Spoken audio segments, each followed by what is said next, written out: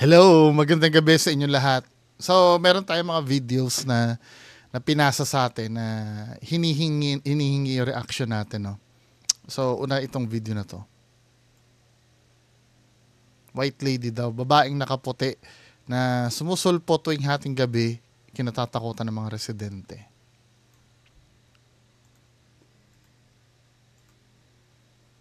Ang takot ng mga residente sa India dahil umano sa gumagana India. white lady. Nagdo-doorbell daw ang babae sa mga bahay tuwing 10 oras ng gabi. Naritong report. Tuwing hating gabi sa Gwalior, India, isang babaeng nakaputi ang biglang sumusulpot sa lugar. Iniisa-isa niya ang mga bahay saka nagdo-doorbell. Matapos niyan, bigla raw naglalaho ang misteryosang babae. Takot naman ang naramdaman ng mga residente at lalo't hindi lang daw yan isang beses nangyari. Bukod sa kanila, pati mga baka napapatakbo kapag naiispatan ang babaeng nakaputi. Kwento ng mga residente, nakasuot ng traditional attire ang babae habang nagbabahay-bahay. Tingin ng ilan, isa yang kababalaghan. Pero may nagsasabi rin na prank lang ito. Sabi naman ng isa pang residente, may anino no? May anino siya naman lalaki ang naglalakad at hindi babae. Inaalam naman ng mga pulis ang pagkakakilanlan ng babae at ang kanyang motibo. Pero ayon sa mga otoridad, nagkaroon na rin ng ganitong insidente noon dahil sa isang babaeng naghahanap ng bahay. Nagbabalita mula sa Frontline, Rainiel Pawi. Ito kasi, ito ay totoong tao ito. Totoong tao. Yung sinasabi na nawawala. Diba? Na-discuss na natin yung video glitching Lalo na nangyayari nawawala na yan pag madilim or kakulay niya yung environment niya. Kasi nga 'di ba ang trabaho ng codec ng CCTV ito picture lang yan pag walang nangyayari, saka lang mag-a-update yan pag may nangyari na doon sa Kung maliit lang yung details na mangyayari, hindi napapansin ng CCTV 'yon. 'Di ba? Mangyayari ang glitching na yan pagka malayo pa yung babae. Pero ito, feeling ko totoong tao naman ito. Hindi ko nga lang alam kung masama siya or pero totoong tao Tuwing ito. Tuwing hating gabi sa Gwalior, India, isang babaeng nakaputi ang biglang sumusulpot sa lugar. Iniisa-isa niya ang mga bahay saka nagdo-doorbell. Matapos niyan, bigla raw naglalaho ang diba? Yung sinasabing naglalaho na yan, glitching yon dahil madilim doon sa part na yon. Yung kulay niya, kahit naka-white siya, pag natamaan siya ng shadow, magiging itim din siya. So, iisipin ng camera na walang pagbabago dun sa frame. Glitching yon, hindi siya paranormal for me. 'Di ba? Or general truth, hindi siya paranormal. Next video. Meron pa ba? Wait lang Ito ni-request naman nito ni Sarnel Parane. 617 daw, timestamp 617.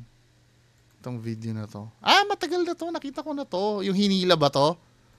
In August 2021, at a gym in Asia, a security guard was performing his duty by monitoring the surveillance footage when he noticed a man entering the gym. The man seemed to be warming up for his workout, but soon, strange things began to unfold. Es que pasaron cosas muy extrañas, la madre. ¿Y qué le pasó, papi? Hasta una máquina se movió. Vea, mire, explíqueme eso. Vea, ¿Y eso dos por qué cuerdas se y... mueve atrás? Yo qué vas a ver, mamá, y la otra quieta. O sea, no podemos decir que es el aire, y ni que hay ventilación, ni nada de esas Sí, vainas. eso es como Y en encerrado. plena luz del día, ¿quién dice que estas maricadas pasan en plena luz del día? No, mire, la luz. Fue fruta. Mire. At first, it was clear that something was pulling on those ropes, accompanied by the flickering lights. He chose to ignore the signs, likely thinking it was daytime, and nothing too alarming could occur. However, just as he was about to get started, the unexpected happened. Y de esto hay una segunda toma, ahorita le muestro la segunda toma, y hay cosas que no se ven en la primera. Échale ojo. Ahí, mira eso. Uy, ¿eso qué pasó? ¿Por qué eso se mueve? Esa vaina es pesadísima, eso es pesadísimo. ¿Sí? Sí, parece eso es una energía muy mala. ¡Ay, Dios mío! ¿Qué le pasó? Mamá, mire. No, Dios, no, eso no es normal. Sí, yo sé eso no es normal, no. When it became clear that something was causing a disturbance, he quickly grabbed his bags to leave. That's when he felt himself yanked away by some sort of entity. Overcome with fear, he abandoned both his bag and phone, sprinting through the lobby and straight to the security desk to ask if the incident had been recorded. As the security guard reviewed the footage, he was just as shocked as the man. What could have happened? Ito, no, kung ako tatanungin nyo, kung doon tayo sa kung paano to pepekein, let's say, pineke ito, no? Kung paano ito pepekein, yung mga galaw-galaw na yan, alam naman natin na madali lang gawin yan eh. Kung may right tool ka. Dito naman sa, ang unang inano ko dito, yung suot ni kuya, mag-gym ka ganyan ang suot mo. I don't know, may ganyan ba nag-gym? Yung pantalon na ganyan. Ganyan. Di ba pag gym ka, as much as possible, dapat presko ka? Tsaka yung sa gym, talagang ikaw lang talagang mag-isa. Hindi, pwede naman mangyari yun. Let's say, maaga pa naman or ikaw lang talaga yun nauna. Pero madaming circumstansya sa video nito na napaka-convenient eh. Katulad nung siya lang mag-isa doon. Tapos talagang nasa gitna siya ng frame. Tapos ganyan pa ang suot niya. Sa akin yung suot niya eh, parang hindi suot ito na nag-gym eh. Pero malay mo, meron naman talagang nag-gym na ganyan. Kasi usually nakikita ko nag-gym, either naka-shorts yan, naka-sando, t-shirt okay lang, sige. Pero yung long sleeve na ganyan, na parang may stunt na siyang gagawin. Pero kayong bahala, kung maniniwala kayo dyan, di bahala kayo. Sa akin, parang napaka-perfect ng nangyari. Tsaka yung ito, no? At first, it was clear that something was pulling on those ropes, accompanied by the flickering lights. He chose to ignore the signs, likely thinking it was daytime, and nothing too alarming could occur. However, just as he was about to get started, the unexpected happened. Y de esto hay una segunda toma, ahorita le muestro la segunda toma y hay cosas que no se ven en la primera. Échalo ojo. Ahí, mira eso. Mira eso. Uy, ¿eso qué pasó? Talagang mangyaring paggulong ng bola nung papunta na siya doon, ano? No, Hindi, malay mo paranormal naman. Saben, es pesadísima. Pero ito, ¿Sí? Sí, parece eso es una energía muy mala. yung tatakbo siya, hinila yung paa niya. Sa akin, pwede kasing acting yun eh. Pwede. No? Hindi naman siya tali, dahil kung tali yan, dapat tuloy-tuloy yung hila sa kanya. Ay, Dios mío, ¿qué le pasó? Mamá, No, mire. Dios, no. Pero ang galing niya, mukha siyang dinadrag, pero feeling ko acting yun eh. Wala naman talagang actually dragging na nangyari. Pasó, porque eso se Y esa mueve. saben, es pesadísimo. Tenemos, Es pesadísimo. ¿Sí? Sí, parece eso es una energía muy mala. Ay, Dios mío, ¿qué le pasó? Mamá. Parang alalay lang talaga nung paa niya tsaka likod na gumagalaw. Pero ang galing niya, no? Pero kung totoo man ito, di totoo. Wala naman ako magagawa eh kung totoo eh. Pero yung yung masyadong perfect yung pagkaka-execute niya. For me, let's say sabihin na nating 60% fake or 70% fake. May room pa naman ako para sabihin na totoo 'yun, pero mas malaki na fake. 'Di ba? Anyway, proceed tayo dun sa main video. Ito, yung kay Ma'am Jessica Soho. Ito naman, misteryosong punso daw sa loob ng bahay. Tingnan natin to. Ayusin ko lang to mga men. Baka mamaya, alam mo na. Yan. Akalain nyo, may bahay sa Iloilo na tinubuan ng punso sa kanilang sala. Pagpasok sa bahay na ito, sa Barangay Lapayon, sa bayan ng Leganes, sa Iloilo, Welcome po sa bahay namin. Pasok po tayo. kundi mapapatabi-tabi po rin. Sa loob kasi nito, may misteryosong tumubong Laki, no? So,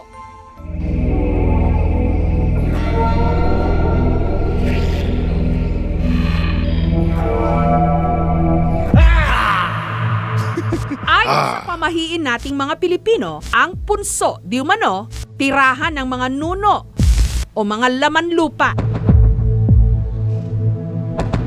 Ang punso sa bahay na ito, umabot na sa 6 na talampakan at may lapad na halos 5 metro. Nasakop na nga nito ang halos kabuuan ng likurang bahagi ng kanilang sala.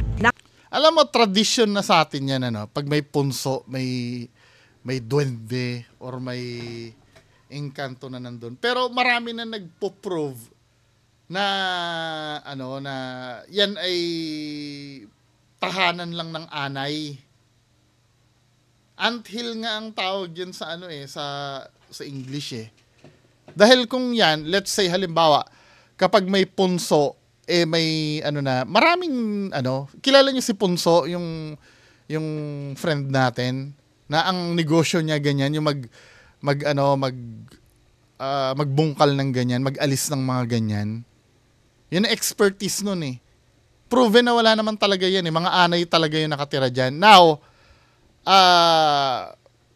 pwede ko rin naman, kung ako ay bibigyan ko ng galang yung paniniwala na may nuno sa punso. Actually, hindi lang naman sa punso siguro sila pwedeng tumira, pwedeng sa puno, pwede, dahil elemental sila eh. Pero yung i-stereotype mo na pag may punso, may duwende na agad. Hindi naman ano yun, hindi naman totoo yun. Again hindi ko sinasabing hindi totoo ang duwende. Malay mo, may duwende naman talaga. Hindi natin alam. Diba? Pero yung sasabihin mo na porket may punso, may duwende na agad, hindi naman.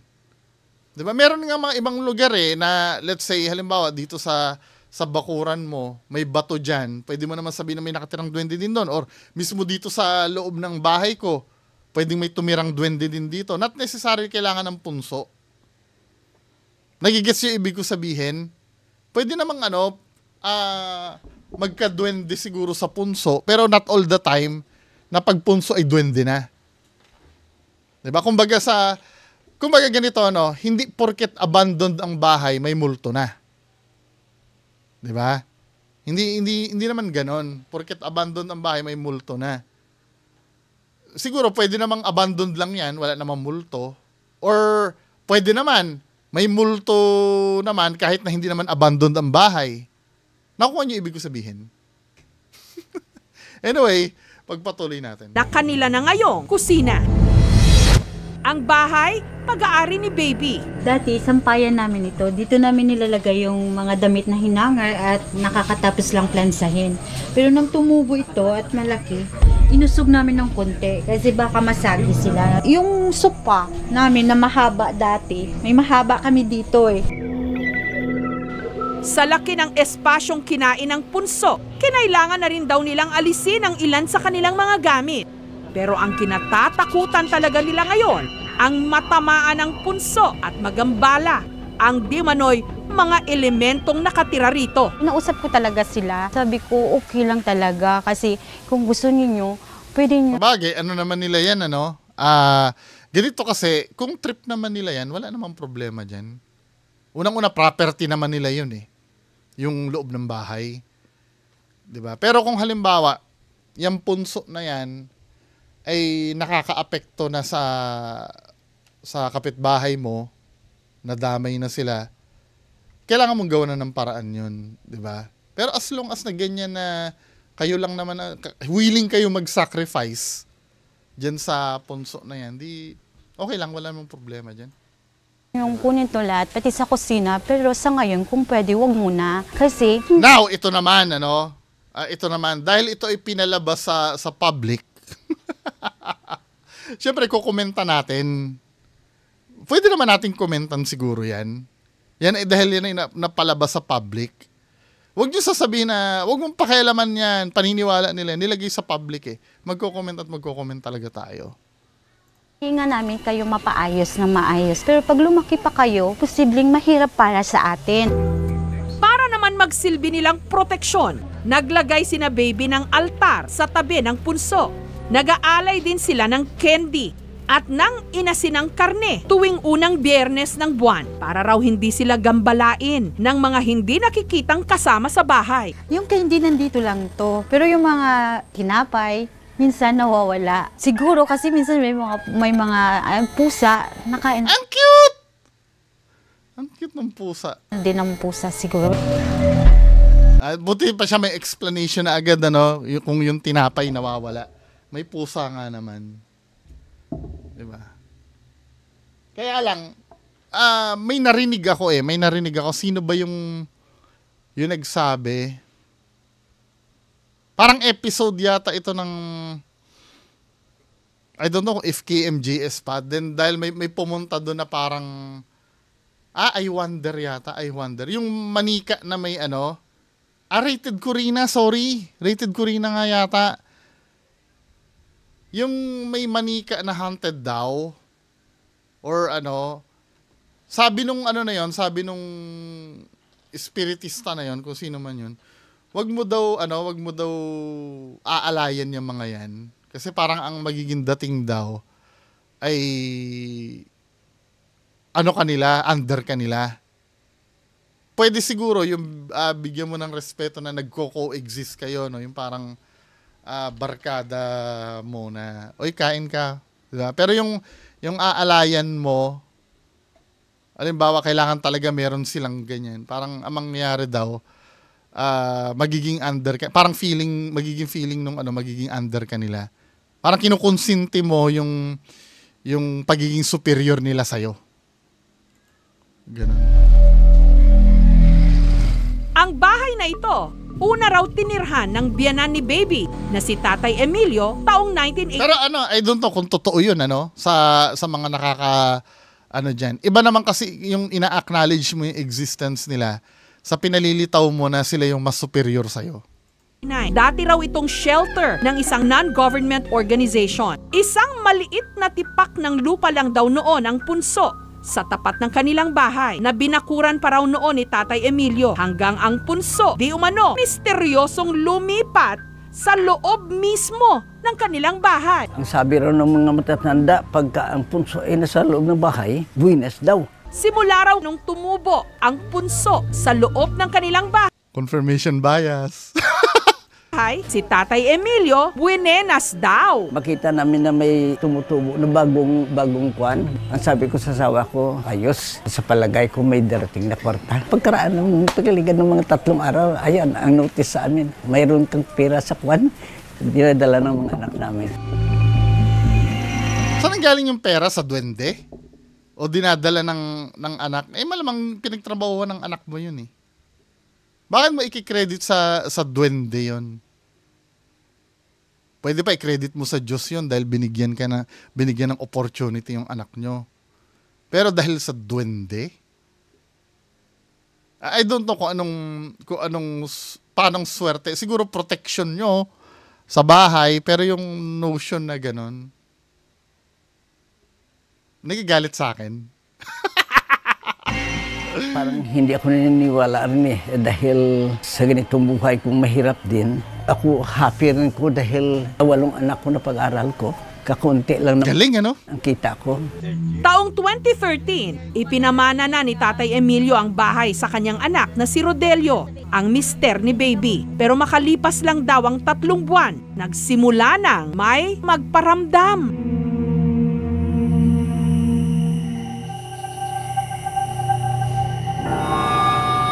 One time, pumasok ako mula sa kusina, papasok ako sa sala namin. Napalingon ako bigla kasi parang may taong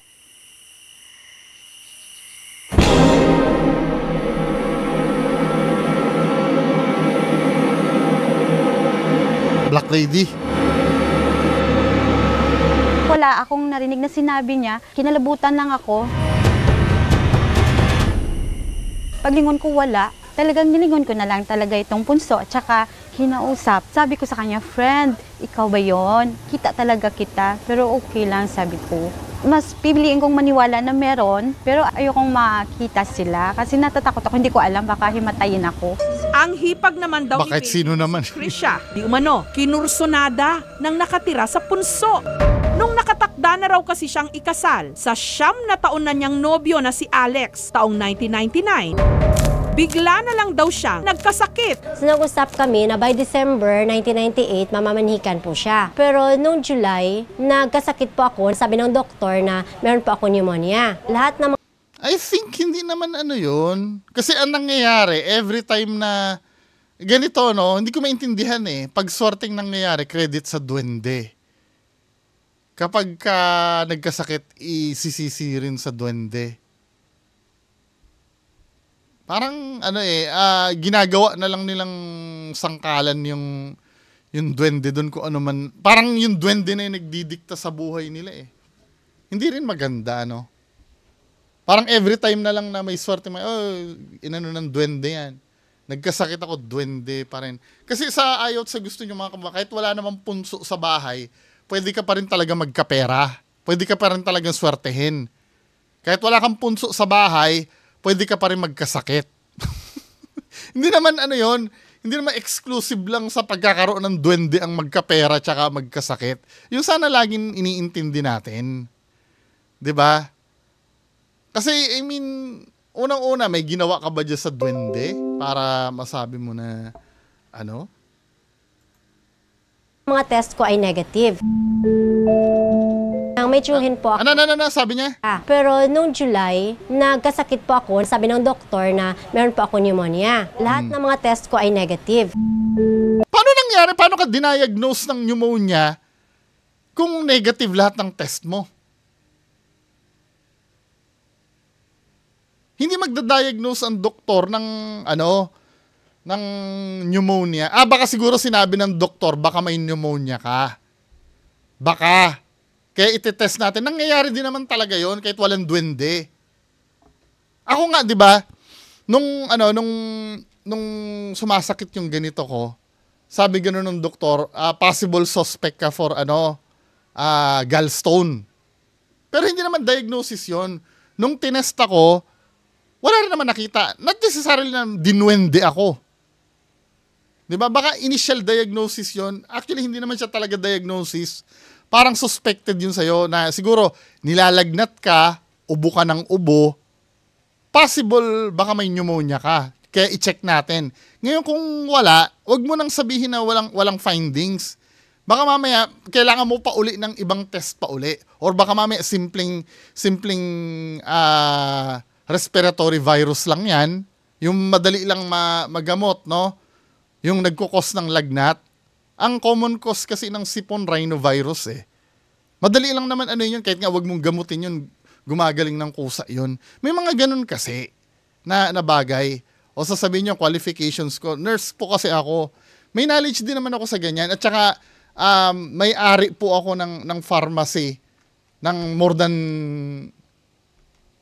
tatanda ako eh.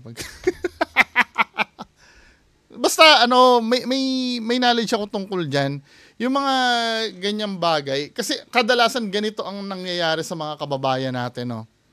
Ang gusto kasi nilang mangyari, unang punta nila sa doktor, dapat alam na yung sakit. Hindi pwede ganon.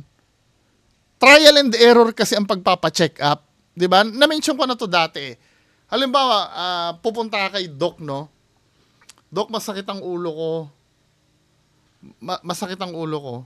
Di sabi ng doktor, baka high blood ka. 'Di ba? Baka high blood ka. Chinek yung BP mo, mataas nga naman ang BP mo nung time na 'yon. So binigyan ka ng gamot na pang high blood. Umiinom ka ng gamot ng pang high blood, dinag-normalize na yung blood pressure mo, masakit pa rin ang ulo mo. So iisipin mo naman na ba't ganoon? Ginamot ko na, wala na ako high blood, masakit pa rin ang ulo ko, kababalaghan na ba 'yon? Hindi pa. Balik ka pa sa doktor. Dok, masakit pa talaga ang ulo ko eh, kahit na high blood, at hindi na ako high blood. So, mag-iisip na naman ang doktor nun. Pa-CT scan ka nga. So, ngayon, mag-CT scan ka na naman, baka, wag naman sana, baka may tumor ka sa ulo, or ngayon, chinek, negative. Di ba? Negative naman. Kababalaghan na ba yon? Hindi pa rin. Kailangan, sa mundo kasi ng doktor, kailangan ma-determine yung, babalik ka uli doon.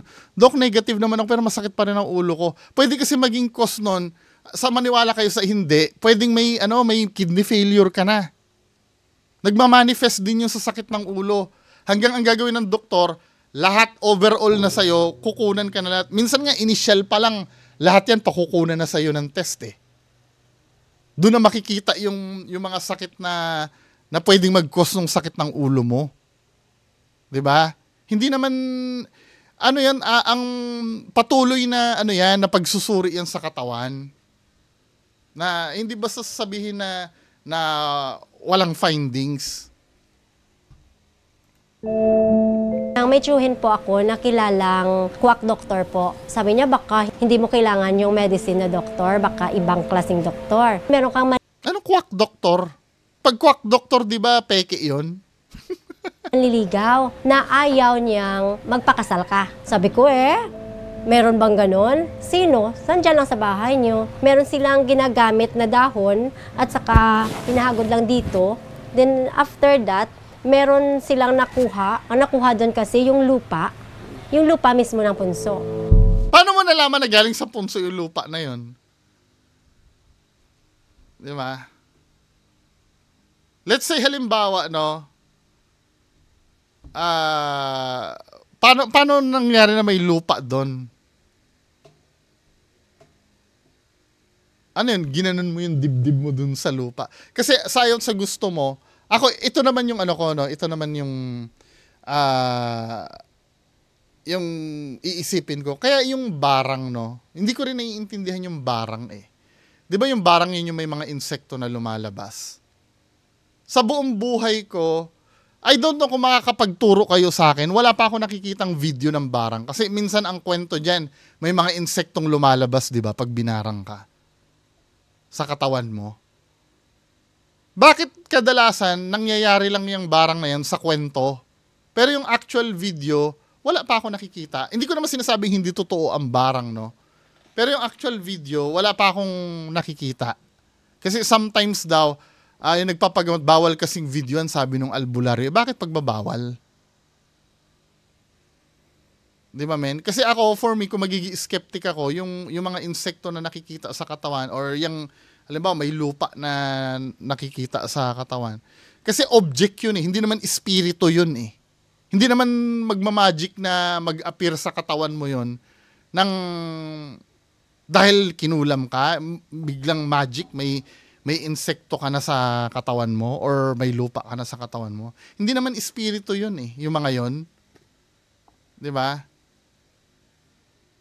Kayo, kung naniniwala naman kayo dyan, wala naman ako magagawa. Sa akin, nagsusuri lang ako. Di ba? Kung makakapagpasa nga kayo ng video ng barang, tingnan nga natin. Malay mo, talaga naman totoo na magical yan, di ba? At least kahit pa paano, makapag-spread tayo na awareness. At ayon sa tumingin sa kanilang albularyo, ang mga nakatira raw sa punso, hindi nuno, kundi mga engkanto. Engkanto naman. Nag-dream ako. Sa gate namin sa school, merong pumasok na tao, na lalaki, na maputing lalaki. Maputi ang damit, puti pati buhok. Yung liit ng ulo. Puti. Ang mata parang Hindi kasi ganito yan ate na ano ka na na nasabihan ka na psychological priming ka na merong nagkagusto sa'yo. So dahil nasabihan ka na iisipin mo na yon hanggang sa mapanaginipan mo na yon. Yung iniisip mo. Na psychological priming ka na nung time ba na hindi ka pa nag-albularyo, nakikita mo na ba yung lalaki na yan sa panaginip mo? Hindi pa, di ba? Nakita mo na lang yan nung na-albularyo ka kasi na psychological priming ka na. Mata ng pusa. Dumating ang time na sabi niya, gusto mo ba talaga nga sila makita? Sabi ko, opo. Gumising ka ng 12 o'clock. Tingnan mong punso. Pero takot ako. Kung ayaw mong ganun, kumuha ka ulit ng lupa ng punso, higaan mo ulit. Hanggang si Krishat na naginip. Kung may makita kang, let's say, tao man. Kumuha ka ulit? ng lupa, ibig sabihin kinuha mo yung una, yung nakita sa'yo? Or ano man dyan, or yung punso mismo, meaning okay.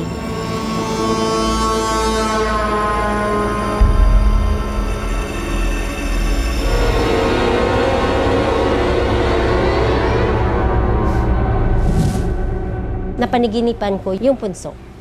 So, ibig sabihin na okay. Samantala, taong 2000, natuloy na rin ang kasal nila. Bago ko nagpunta ng Japan, ma-approve yun, maging okay yun, kapag merong mabuwal dyan. Nang time na yun, sabi ng asawa ko, wala na tayong problema. Answered prayer tayo. Sabi ko, bakit? Bakit wala ka bang tiwala sa sarili mo at saka sa kanya? Sabi ko, meron. Sabi ko, kasi wala pa ako na-receive na letter from Ambosyo. Sabi niya, hindi kasi meron na tayong may nahulog na. Ano yun confirmation bias yun At saka kapag tuyo po yan, merong mga blessings na darating. Samantala, para malaman ang itsura ng di mano elementong nakatira sa punso na nanggambala kay Krisha, ipinalarawan namin ito sa kanya sa pamagitan ng isang sketch artist.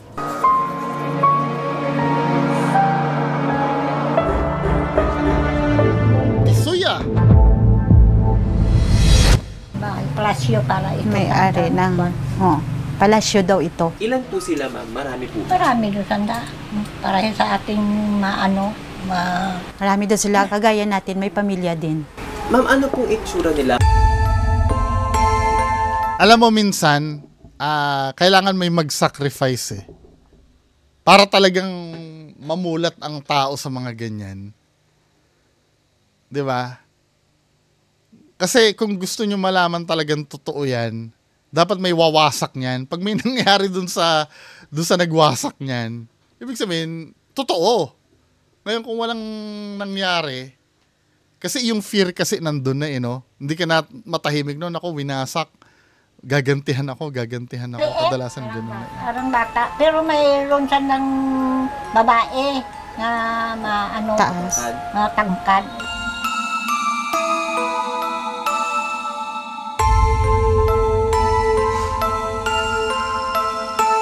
Sari-sari na yung nakatira no? Wala pala siyang specific na na species. Pwedeng may nakatira na tisoy. May babae na nakatira doon. May duwende. Samantala, ayon sa albularyo, mas makabubuti raw kung hayaan na lang ni na baby ang punso sa kanilang bahay. Kung titibagin daw kasi nila ito, baka sila palasin. Samantala, ayon kay Ryan Rasgo, entomologist o eksperto sa pag-aaral ng mga insekto mula sa Department of Agriculture sa Region 6, ang punso o tumpok ng lupa na tumubo sa bahay ni na baby, hindi bahay ng nuno o engkanto. Ulitin po natin, hindi bahay ng nuno o engkanto, kundi bunga lang daw ng nakatira ritong microtermites o anay. Yung tinatawag natin na subterranean termites. Subterranean meaning nasa ilalim pa ng lupa, below the soil line. Yung worker lang yung maakyat kasi sila yung gumagawa ng bahay. Pero ito naman kasi medyo dome shape siya. So medyo mabagal lang siyang tumaas. Delikado raw ito. Lalo pat naaapektuhan na. Ay, grabe nga, Sa punso, may crack na. Ang pundasyon ng bahay na gawa lang sa kahoy. Kung ako lang, ayoko na may ganyan. Kasi siyempre, kaya nga tayo merong mga urban pest control ngayon na pwedeng i-hire. Pero since sila, naniniwala sila dyan. Dito naman papasok yung paniniwala. Kung sila lang naman ang magkakaapektuhan, walang problema. 'Di ba? Kung sila lang naman yun nandoon. Pero kung halimbawa yan ay gagamitin nila para pagkakitaan, para pwede nang pakialaman yan dahil public interest na yun Pag yung mga ganong case na, kung halimbawa yan ay YouTube na nila at hinihinga ng donasyon, 'di ba? Pero pag yung mga ganyan lang naman na nasa loob ng bahay, kung trip nila 'yon 'di ba? Well, okay na 'yon. As long as sa kanila lang 'yon. Ngayon, kung ipipilit nila na Na halimbawa, hindi, may ano talaga dito, may duwende talaga, tapos gumagawa sila ng mga video. Kada post nila ng video kasi sa social media, hinahain nila sa tao yun eh. At yung mga tao, hindi mo naman makokontrol kung anong sasabihin dyan sa pinopost mo. Ngayon, kung ayaw mo masaktan na marinig yung mga sinasabi ng tao, wag mo na lang i-post. Kayo na lang. Kung maligaya kayo diyang naniniwala, di kayo na lang. Diba? Kasi kadalasan, wag mo kang pakialaman. Pinablish eh. Siyempre, may masasabi ako dahil pinablish nila sa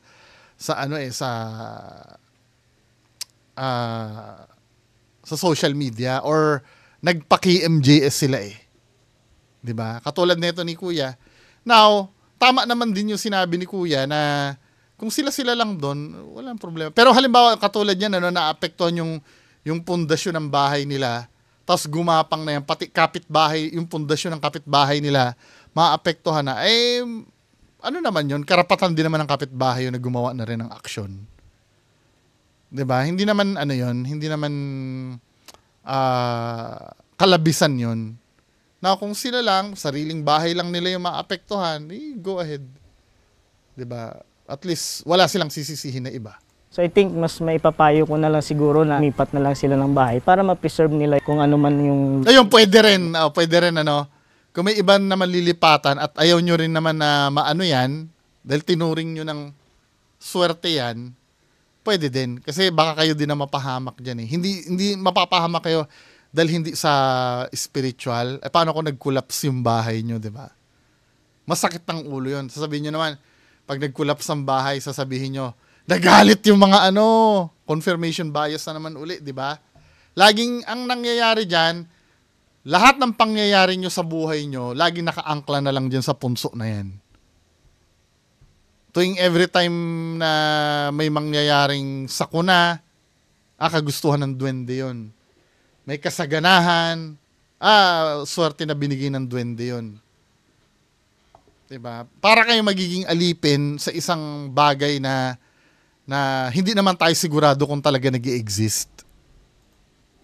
Sa loob. Kasi delikado sa kanila kung magstay sila. Kung pag-aaralan natin ang sinaunang lipunang Pilipino, nandoon ang mataas na pagrespeto at paggalang sa mga matatanda. Kaya ang ibang tawag din doon sa nuno ay matanda. No? Nandoon yung mahigpit na ugnayan ng tao at maging ng mga hindi makikitang nilalang at pawang nangangailangan lamang ng pagrespeto sa isa't isa. Sabi daw nila, yung loob daw ng punso ay gawa ng mga anay. Delikado daw yung yung sahig natin. Kasi kung mapapansin mo, gawa yung bintana nila nagka-crack na rin eh. Ayan Diba, ibig sabihin yung ilalim niyan, tinitibag na ng mga anay. Kung trip nila yan, as long as na walang ibang naaapektuhan, sila lang, di okay lang. Mga anay. Delikado daw yung yung sahig natin. Ang pamilya ni Baby, masinsinan itong pinag-usapan. Gusto kong itanong sa inyo kung maniwala ba tayo doon? Susundin natin yung recommendation ng agriculture o panatilihin natin yung punso. Pwede mangyari kung halimbawa talagang naniniwala sila diyan. Pwedeng syempre pakiusapan na baka pwede pong gagawan po kayo namin ng bahay dito sa kabila, yung kahit small kubo lang, di ba? Yung parang symbolism lang na hindi nyo sila basta-basta pinapalayas. Na baka pwede pong lumayas po kayo dito, lumipat kayo dun sa bagong gawang kubol dyan sa tabi namin, di ba? Para at least kahit pa paano, yung intact pa rin yung paniniwala. At the same time, safe sila. Kung wala naman sila malilipatan. Ngayon kung willing silang i-sacrifice yung bahay na yan, iwanan nilang nila. Hayaan na lang nila yung punso. Di ba?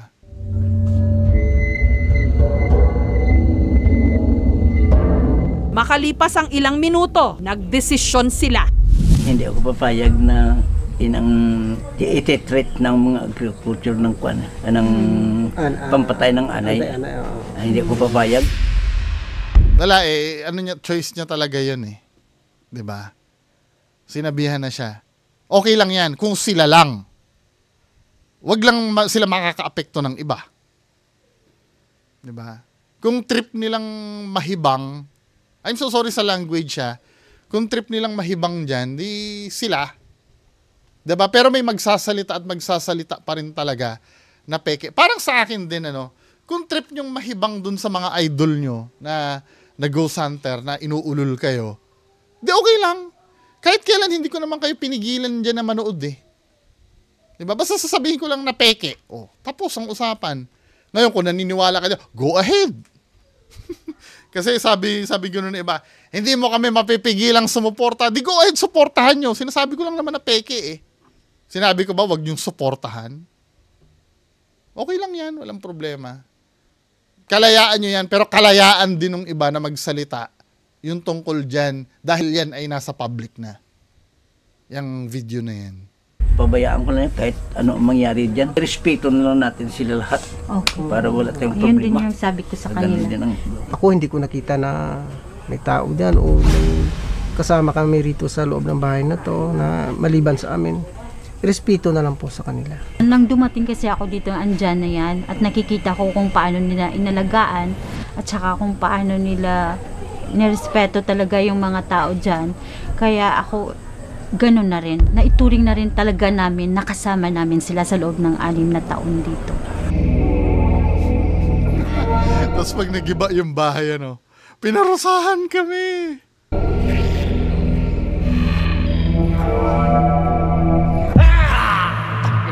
Tabi-tabi po, huwag turo ng turo at baka manuno.